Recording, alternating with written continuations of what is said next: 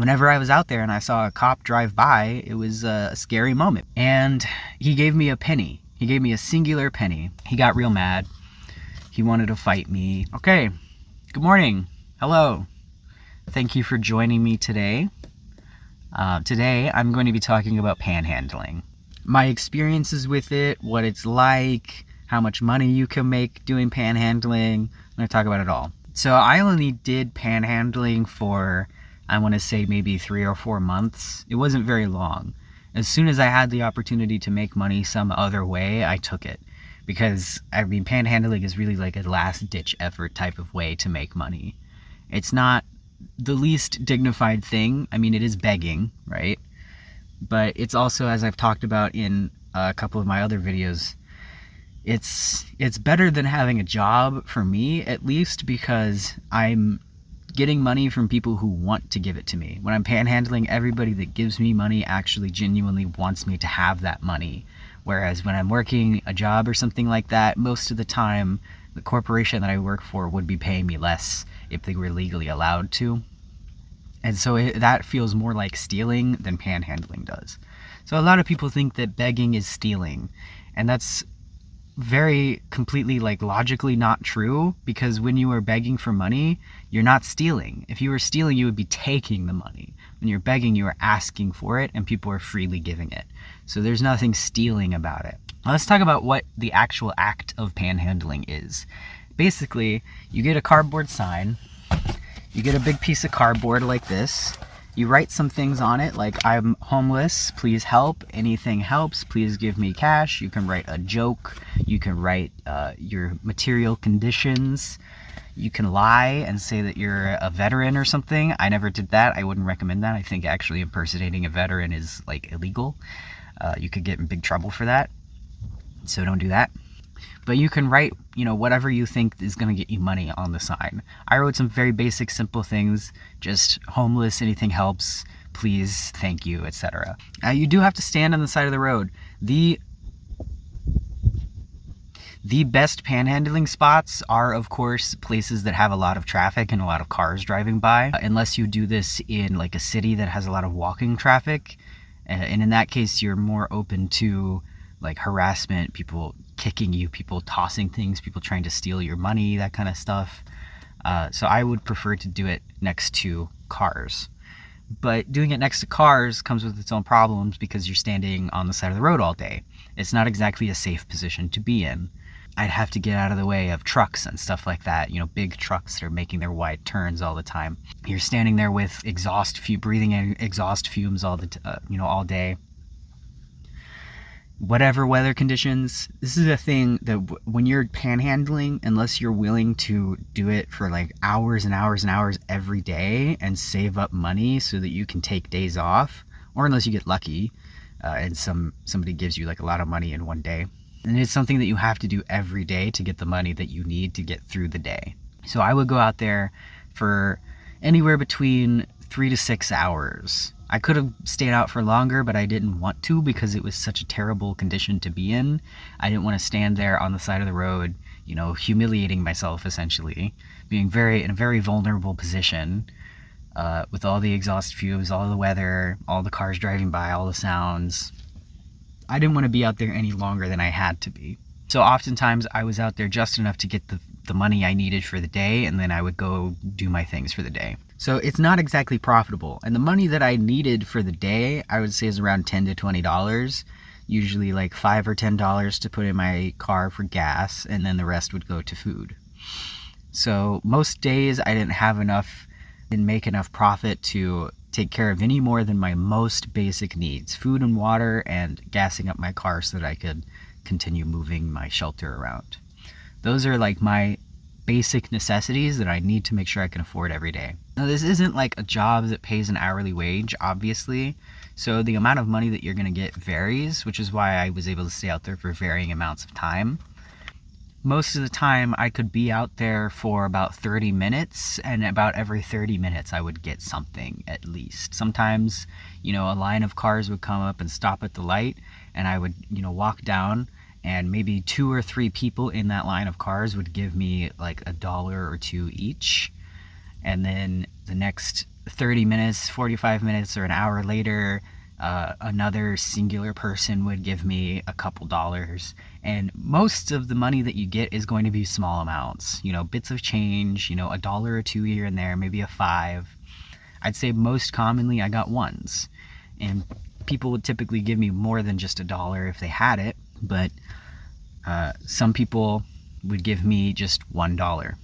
There is this one time, actually, and this is something I want to talk about too. People are very rude to panhandlers.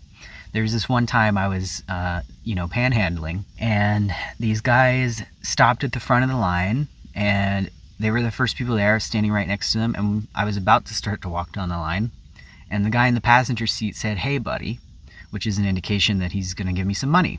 Opened his window, called me over. And that's, the social contract that you have with panhandlers is to actually call them over so that they don't have to go up to people's windows and knock and get themselves in trouble and things like that. So if you want to give a panhandler money, it's best to, roll down your window, maybe give them a little honk or just call them over. So that's what he did. He called me over and I was like, great, some money. Awesome. This is why I'm here. And he gave me a penny. He gave me a singular penny. Just dropped it in my hand and I was like, thank you, and I just continued walking down the line. And he turned to his buddy and they were both laughing together as I walked away. And it was obviously supposed to be like a joke at my expense, right? Like, you're begging for money, let's give you just a singular penny. It's supposed to be funny. And I guess it is kind of funny. And like, obviously I needed more money than that, but I'll take a penny. Like, literally, that's what my sign says, is that anything helps. And even a penny will help, because I have had times in my life where I had to basically gather up all the pennies that I've collected over the years and, take and count them all and be like, okay, I have like $2 in pennies here. Let's see what kind of food I can get, because this is literally all my money. It's just the pennies that I've gotten. So, hey, I will stop to pick up a penny off the ground, and I will accept a penny if you're going to give it to me while I'm panhandling. I understand that they were doing it as a way to like demoralize me or make fun of me somehow, but money's money. It's a penny. I'm taking it. So people will attempt to be rude in that kind of way.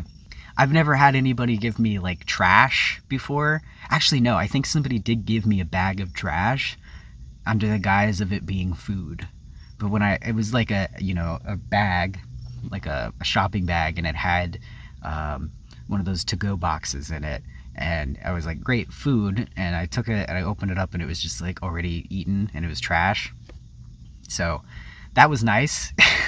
People will do that kind of thing. People will, make fun of you, they'll yell at you, or they'll just give you things that, like, this is why some people are wary of, if they're panhandling or they're begging and you give them food or you attempt to give them food. This is why sometimes people will not accept food, and they'll be like, just give me money so that I can buy my own food, because some people will poison homeless people. Some people will spit in food and then give it to homeless people. Some people will do all kinds of things to food to give to homeless people under the guise of trying to help them, but they're actually trying to poison them or hurt them in some way. That is a thing that really does happen, and I'm glad it never happened to me as far as I know, but it is a thing that happens. So beyond just rude people that'll try to give you just a single penny as a joke, or give you some trash, or yell, lazy bum out their window or whatever, beyond that, there are actual people that really genuinely do want to harm panhandlers and homeless people that are begging. So knowing that, it's scary, right? It's like it makes it a lot less fun. Not that it was fun in the first place, obviously, but it just makes it a lot more scary to be out there, on the side of the road begging, to be in such a vulnerable position where, like, I wouldn't be doing this if it wasn't like my only option, right? And it's my only option. I have to be doing it, but at the same time, there are people out there that are extremely judgmental and will try to hurt me in some way because I'm doing this. So it's a very vulnerable position. You got to deal with rude people. You got to deal with harmful people. You got to deal with people that really hate homeless people. And it's not profitable. And you got to stand out there in whatever weather conditions and do it pretty much every day. There's cops too. Now, I looked up the law regarding this. I'm not a lawyer. I never studied law. And I have a difficult time comprehending professional documents and things like that sometimes. But I did look up the law. And as it turns out, in most places in the United States, panhandling is not illegal on like a federal or state level. It's up to the municipality, the individual city or township that you're in, to decide whether they will give out citations for panhandling. Which is a ridiculous thing, right? Somebody's out here begging for money because they don't have money, and you're going to give them a ticket so that they can pay money to the court because they're begging for money. Like, how are they going to get the money to pay that ticket? And luckily, I never got a citation for panhandling. I don't know how much it would have costed, but it seems like a ridiculous logic, right? Like, there's got to be some other way to get people to pay their dues for being a nuisance to society or whatever. You're taking the money from them that they're earning from probably panhandling so that they can pay off this citation for panhandling, which means that they're going to have to go out and panhandle more to take care of their needs because they had to pay this citation instead of taking care of, instead of eating or getting a room to sleep in for the night or something, right? So trying to take money from people that just literally don't have any because they were trying to get money because they don't have any. It doesn't make any sense to me. But it is up to the individual township or the municipality to decide whether or not it is illegal.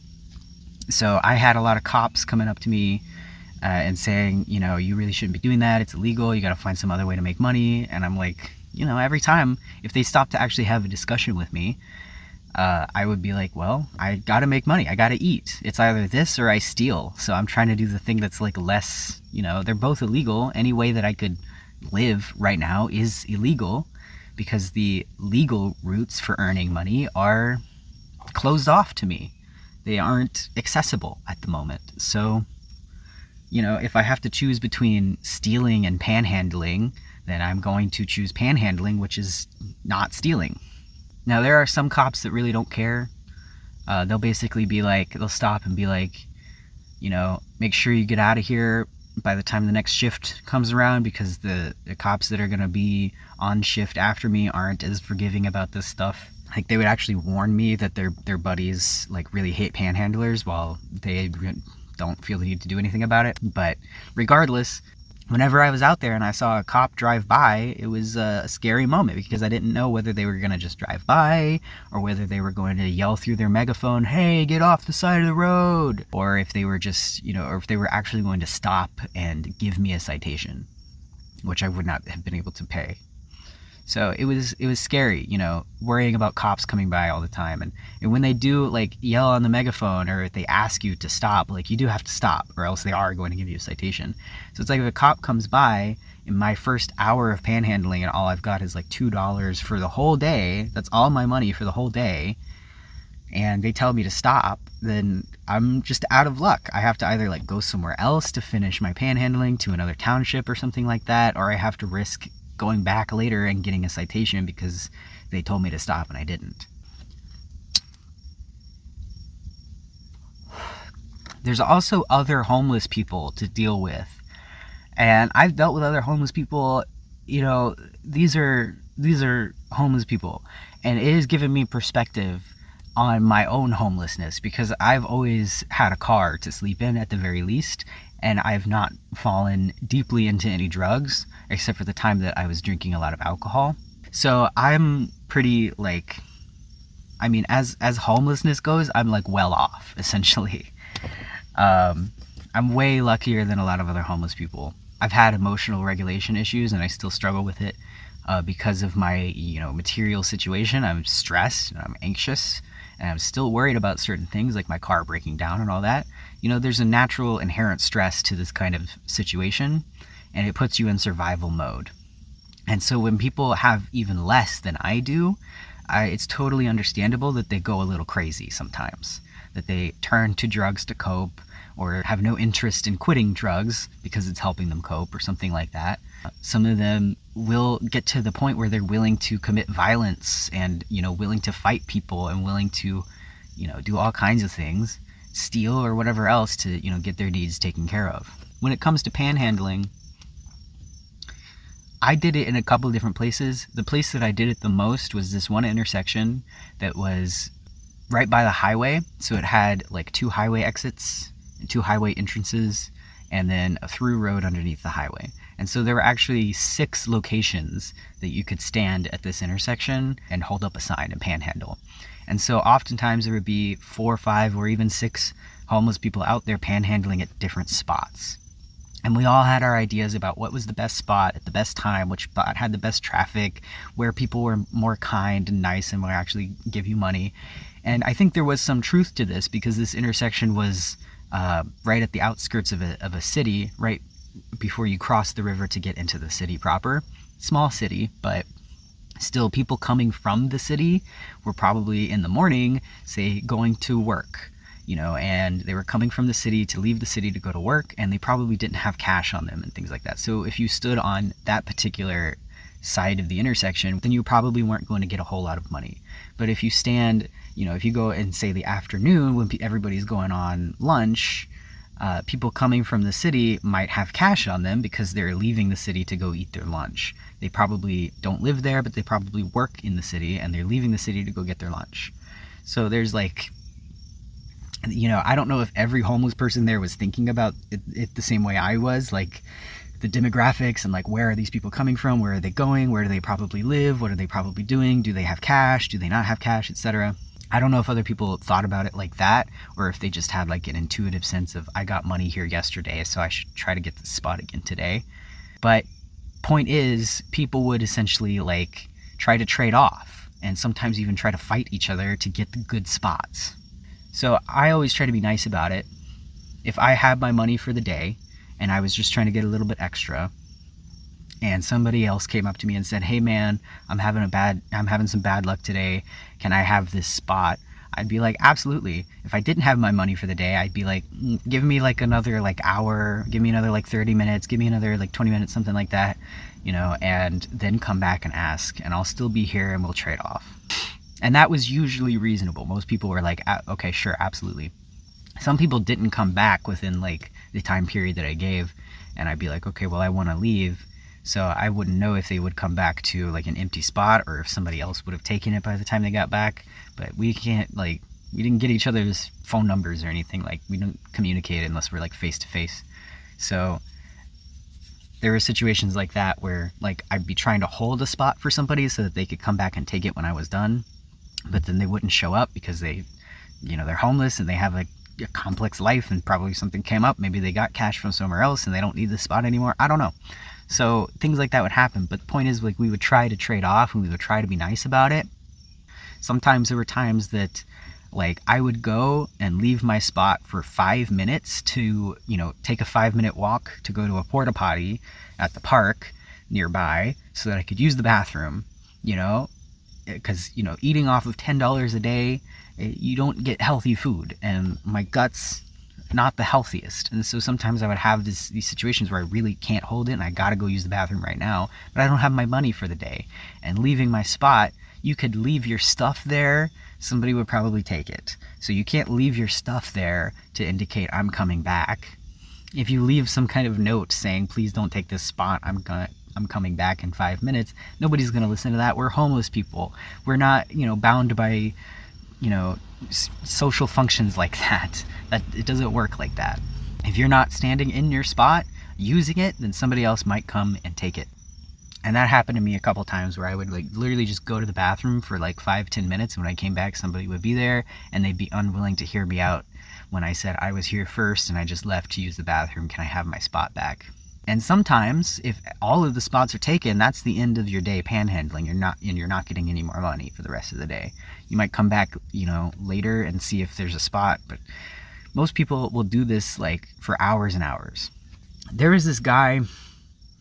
Now, most of the time people were nice, right? Even when they were saying like, I'm sorry, I can't give up the spot. You left for 10 minutes. And when you came back, when I got here, nobody was here. So I took the spot, right? That's sort of like what people would say. And they'd be nice about it. And there was this one time, this guy came up to me. I'd never met him before, never seen him before in my life. And he rode his bike up to me while I was panhandling. And he started talking about how I was stealing his spot and how I need to get used to the schedule because this was his spot in the afternoon. And he was like, I'm always here from 1:30 to 3:30. This is my spot from 1:30 to 3:30. This is where I am. And then once that time is up, then you can come back and have the spot. And I was like, but those are the best hours. Those are the prime hours when everybody's like going to lunch and stuff and everybody has cash. So like I was here first and I've never seen you before and I've been using this spot for like a month now. So no, like I'm not giving this up just because if he asked nicely, I probably would have been like, sure, dude, you could have it for today and we'll talk about it next time. But it's basically like, it really is first come, first serve. And this guy acting like he owned the place and saying, this is my spot from 1:30 to 3:30. Learn the schedule. It's like, bro, that's not, he came at me very aggro. They're like out the gate. He was always very aggro to me. And he was like, I've been in rehab, so that's why I haven't been here. And I was like, okay, well, that doesn't matter. I don't know you. Like, I went to the bathroom for 10 minutes the other day. When I came back, somebody was in my spot. So like, it's first come, first serve, man. Like this, you can't claim the spot as if you own the place, right? He got real mad. He wanted to fight me. And I basically was like, dude, like, if you would ask nicely, this is what I told him. I said, if you would ask nicely, I would willingly give up the spot for you. But he was not asking nicely. Eventually, I basically just yelled at him. I was like, just say please, and I will give you the spot. And he was like, please. And so I gave him the spot. And I was like, you want this burger that somebody gave me? Because I already ate today, and they gave me a burger, and I don't want to eat this burger. So do you want it? So I gave him a burger to be nice and be like, no hard feelings. And I gave him the spot, even though he was being really, really rude about it and like acting like he owned the place. So I gave him the spot. And I didn't want any conflict. He wasn't going away, and he really seemed like he wanted to fight me if we escalated. So I wasn't going to just, keep it. I was going to give him the spot anyway, but I wanted to, extend an olive branch and be like, we can be nice about this in the future. We don't have to be so aggro next time. But he continued being aggro to the point where I saw him somewhere else. We weren't panhandling. We were both in a gas station nearby. I was there to use the bathroom, and he was there buying some food, I guess. And he saw me, and he followed me into the bathroom, claiming that I stole his phone and that I was trying to hide it from him. And I was like, I did not steal your phone. We've met once before, and you were super aggressive to me for no reason, and you're doing it again. And so, like, I wasn't comfortable being in the bathroom with him anymore, so I left. And I went out, and he got in my face, and he was like, you stole my phone, you motherfucker, etc. And I was like, what are you going to do in the cameras? Are you going to hit me? Like, what's happening here? Like, I don't know what's happening. Like, I literally don't know you. You're accusing me of stealing something that I did not steal. Like, I don't know what's going on. So this is the kind of people, also, other homeless people that you have to deal with. And I don't bring this story up to be like, this guy is a bad person. He's a bad hobo that you should avoid at all costs. I mean, definitely avoid people like that for your own safety. That's certainly what I was trying to do. It's just an example of the kind of mindset and psyche that can form for a homeless person that has to beg for their money. I mean, this guy was going through the same things that I was going through, right? Other homeless people, I'm sure, being aggro with him. Not having enough money for the day, having to be out there for hours and hours in horrible conditions and all that. And he's just trying to make a living. He's just trying to live. Point is, this is what happens to people. For the most part, I really didn't want to, I really just stayed out there just long enough to get the money that I needed for the day and spend the rest of the day, taking care of my needs and relaxing a bit, because it's very important to be able to do that. People might think that panhandling is like the easiest work that you could do, but it's really not. You have to take into account the entire lifestyle of being homeless, that a lot of these people are standing on the side of the road. First of all, it's not as easy as you might think to stand on the side of the road for hours and beg for money. That is, there's physical effects to it, not only the exhaust and the weather like I talked about, but there's also the psychological effects of humiliating yourself and the vulnerability of it, and worrying about the police and worrying about people potentially hurting you in some way, worrying about other homeless people that are so desperate they're willing to hurt you as well, that kind of thing. It's not easy in any sense of the word. It's not exactly hard labor, but people not sleeping well, and then they have to come out. This one guy came up to me one time, and he asked me if he was real nice. We talked a few times, and we traded spots a couple times, and he even gave me $1 one time, which was really, really nice. I mean, that dollar was like half of his net worth for the day. So I really appreciated that. But he came up to me and he asked one day if he could sleep in my car if he got me some weed, because he had been sleeping outside the shelter in a sitting position for like a week, and he wasn't sleeping very well at all because he couldn't find a place to lay down and sleep comfortably. And unfortunately, I had to tell him that, like, first of all, I built my car in a way that only one person can really live in it. Nobody else is going to really fit in here, unfortunately. And also, I mean, I really wasn't going to allow another homeless person that I barely know to sleep in my car. That just wasn't going to happen at all. But it just goes to show that, like, I understood that I was actually much luckier than a lot of these people, because even though, it was breaking down my psyche in certain ways and it wasn't healthy standing next to all these cars on the side of the road all day, at the very least, I'm getting somewhat good quality sleep. Now, I have issues getting quality sleep in my car for various reasons, but at the very least, I'm not sitting outside the shelter every night in a sitting position trying to sleep. So you got to consider, like, if you see a homeless person panhandling and you think that it's easy, you've got to understand that they probably aren't sleeping well. They probably aren't eating well. They might, not be digesting their food properly because of the stress that they're going under. They might be extremely, like, mentally, psychologically stressed out. They might be traumatized by just the fact of life, right? That being alive is not easy as a homeless person.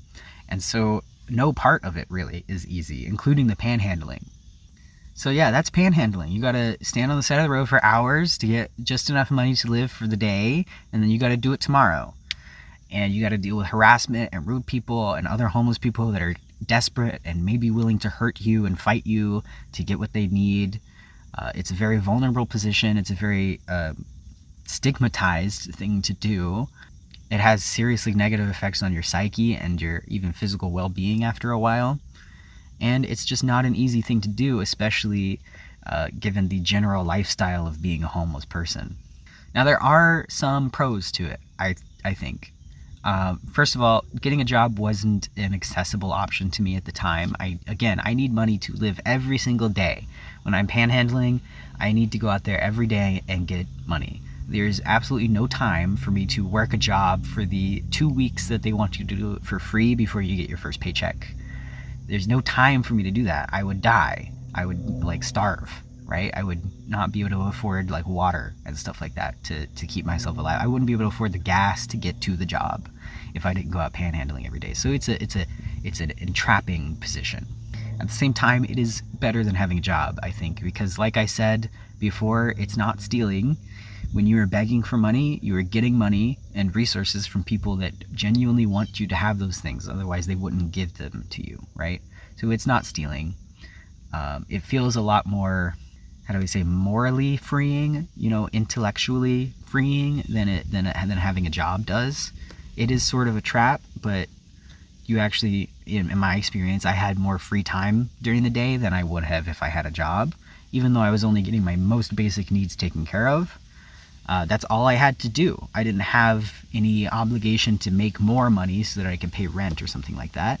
I was perfectly willing to accept that my life was in, like, a stasis period, and that eventually another opportunity would come up where I'd be able to make money in a way that allowed me to save it so that I can improve my life.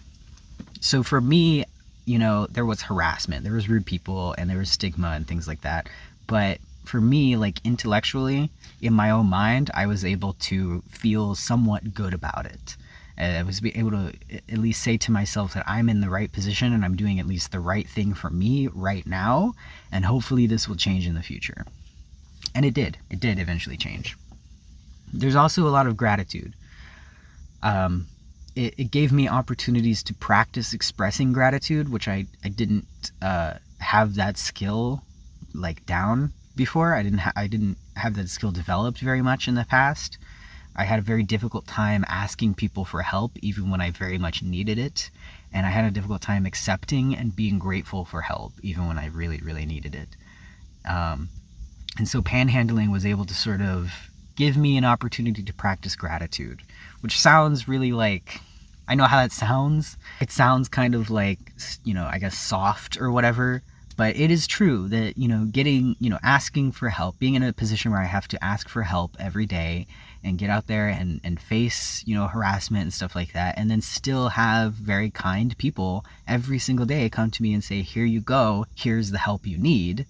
It was good, right? It's like, pride be damned. I gotta eat, and it feels good to know that other people want me to eat. You know what I mean? Like, it's a good feeling in some sense. And that feeling of gratitude really overshadowed any shame that I had about it. It really recontextualized all the harassment to the point where all that stuff was pretty much meaningless to me. And essentially, instead of the judgment of people harassing me, instead of their judgment falling onto me in my mind, the judgment would instead fall back onto them. You have your own ideas about like merit and value and hard work and things like that. You don't understand the situation that I'm in. You don't understand the hard work that I go through every day just to survive, and the hard work that other people in this situation, even worse circumstances, go through every day just to survive. You don't understand that. Or maybe if you do, you still understand it as a moral failing in some way, which says a lot more about that person than it does about me. That if somebody is judging and stigmatizing somebody for being a beggar or for needing to beg and ask for help, that just means that they are the kind of person that doesn't want to help people when they have no other options. They would instead like to say, well, you're obviously just lazy because clearly there's other things you could do other than beg. When that's not clear. That's not always clear. Sometimes begging for help is really the only thing that we have. So being able to practice gratitude helped. It really helped. I think, honestly, that period of panhandling and trying to reconcile my own sort of moral ideas about how I earn money, and, asking for help and things like that, that was like more helpful for me than any period of therapy I've ever been through. Not to say that therapy hasn't been helpful, but I think this experience of panhandling and the way that I conceptualized it in my mind was actually a very, very powerfully therapeutic for me. Is that a cope? Does it sound like I'm coping? I don't know. I mean, I would like to earn my money, right? I want to put things out into the world and, have people give me money because they think I deserve it. Not only just out of kindness, but also because they see the things that I do and they appreciate them in some way. Which is why I would like to improve this channel, right? I'd like to get better equipment. I'd like to get a laptop so that I can do research, so that I can organize my research, so that I can, make video essays about topics that aren't necessarily about homelessness. Maybe they are. I might talk about politics. I might talk about anything. I don't know yet. But I would like to do something creative and something that has value to earn my money. Like I said, when I was panhandling, I knew that it was a temporary thing, and I understood it to be sort of a point of stasis for my life so that I could sort of maybe rest and figure some things out in my mind. And it wasn't the most restful state to be in. Obviously, it was still very stressful, but it was more restful than anything else I could have been doing to earn money at the time. So I'm also very lucky in that I've been able to move my panhandling onto the internet. And I guess it is sort of like begging, right? Because what I do is I make posts explaining my situation and I ask for money, and through my Cash App and my Ko-fi and my PayPal and everything, and people will give me money. And I do have a bit of a following on Tumblr, which is the main reason that I've been able to earn enough money to live every day.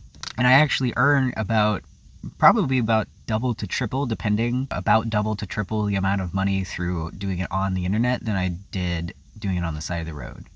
So I'm getting more money this way. And on top of that, I'm also able to simultaneously run a fundraiser where all of the money for that goes directly into my savings so that I can save it.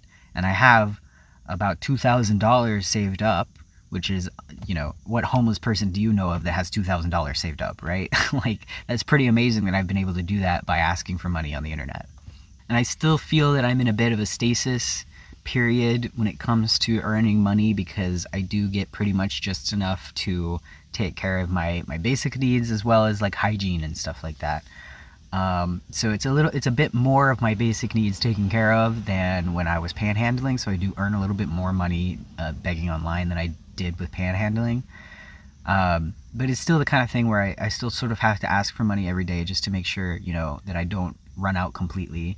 If I have only $100, which I often, most of the time, have less than that.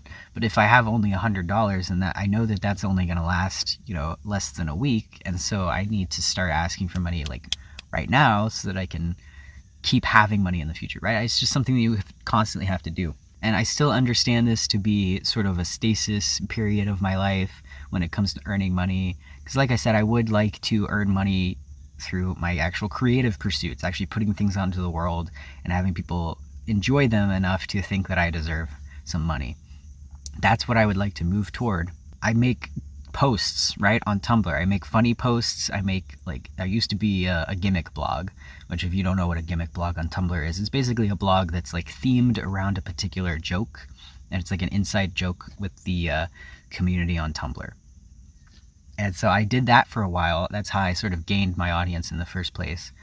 And then the joke got kind of old, and I started just making just regular old posts, right? I just put my personality on the internet. I put some opinions on the internet. I put some stories about me being homeless on the internet, and I make jokes and I say funny things. And a lot of people enjoy that enough to be able to feel like I deserve a $5 or a $10 every once in a while. It's not all that different from making like skits on TikTok and earning like ad money or something, right? So it's like I'm like a mini content creator that's making just a little bit of money off of my content now. But at the same time, it is also sort of like begging, because these people probably wouldn't give me as much money for this like content as they would if they didn't know that I was homeless. But like imagine a panhandler with a sign that says $5 for a joke, right? Something like that. That's essentially what I'm doing on the internet, except I make the jokes and then I also say, if you liked this, give me some money. It's a way to sort of bring attention to the fact that I am in need by providing something of some small value to people.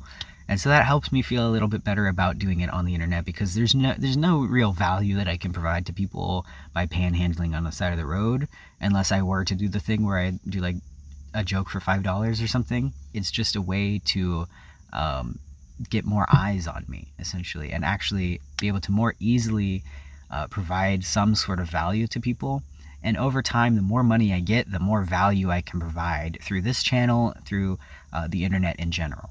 The other cool thing that I learned from being homeless and poor in general is that I actually don't need a whole lot of money. Like, when it comes to the goal of being a content creator and earning my money through the internet, a lot of people that I've spoken to about this have jumped to the conclusion that I want to become like a big YouTuber or something.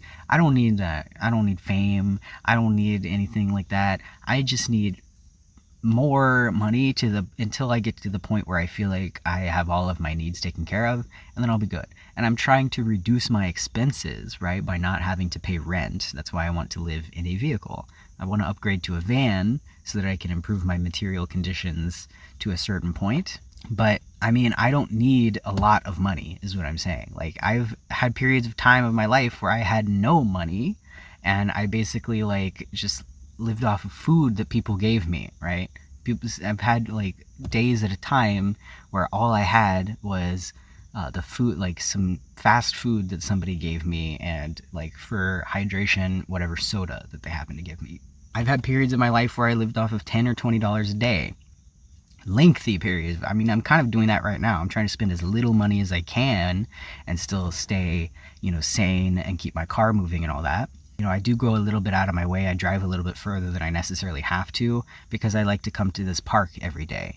And I come to this park every day because if I spend too much time hanging out in parking lots, I go crazy. I start to go insane because of all the cars driving by, and I feel unsafe, and subconsciously something happens to me to the point where I just can't do it for very long. So there are some things that I spend a little bit of extra money on just to keep myself sane and keep myself somewhat healthy. But overall, I'm trying to save as much money as I possibly can so that I can get that van. And once I have the van, I can sell my car, which will give me a whole bunch more money, which I can put right back into the van to make it more comfortable. And hopefully I can also buy a laptop and some basic equipment to start making these videos better. I don't need a lot of money to do that. I don't need like a huge income. I'd like to start earning ad money on YouTube as quickly as possible because it's not going to be a whole lot, but ad money is a great, like watching an ad on one of my videos is a great way that you can support me without actually giving me any money. And it's not going to be a whole lot, but literally every little bit is going to help because I'm working with less than ideal amounts of money right now, right? I'm working with very, very little amount of money right now. So any increase in income that I can get is going to be fantastic. So I'm trying to get ad money on YouTube as quickly as I can. I need, I believe, 500 subscribers and 3,000 watch hours. If you watched this video all the way to this point, you're already helping with that. You're already helping me get to the point where I can actually make a little bit more money. If you aren't subscribed yet, please consider it.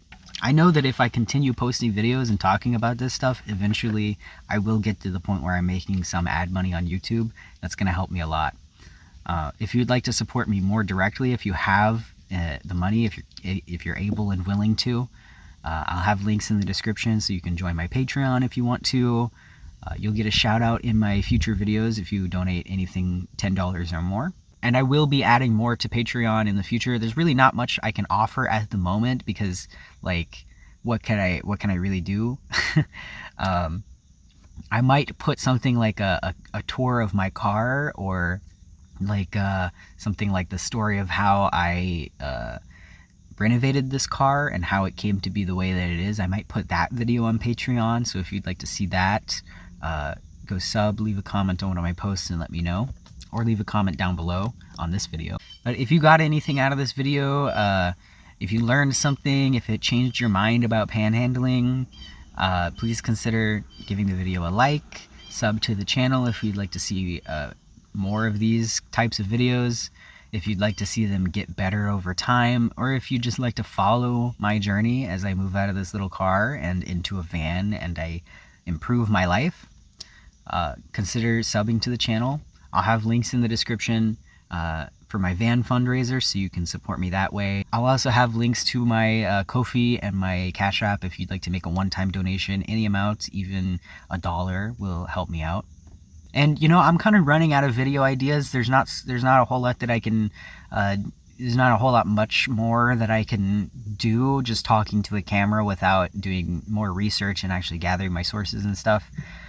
So if you have any questions for me about my experiences being homeless, or any stories that you'd like me to tell, or any other questions at all, any video ideas that I might be able to do, let me know in the comments.